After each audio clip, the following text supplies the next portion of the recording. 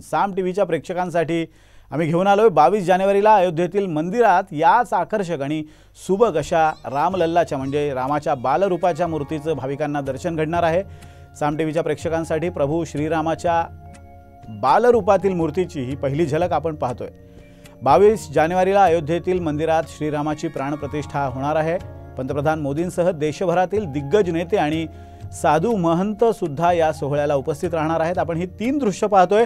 आज सकाळच्या सुमारास वस्त्राने झाकलेली ही राममूर्ती होती। त्यानंतर दुपारच्या सुमारास काही विधी पार पडल्यानंतर मूर्तीच्या डोळ्यावर वस्त्र असलेलं रूप आपण पाहतोय आणि त्यानंतर संध्याकाळी उशिरा सर्व विधी पार पडल्यानंतर रामलल्लाच्या डोळ्यावरून ते वस्त्र हटवण्यात आले आणि रामलल्लाचा चेहरा रामभक्तांना दिसला।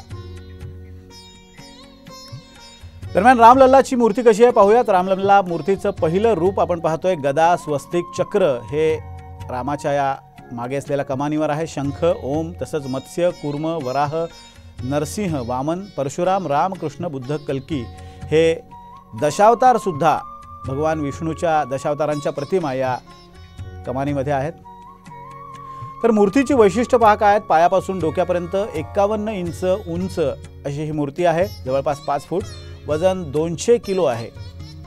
शाळीग्राम दगडापासून ही मूर्ती बनवण्यात आली आहे। निळा आणि काळा पाषाणापासून ही मूर्ती बनवण्यात आली आहे। मस्तकावर सूर्याची प्रतिमा आहे।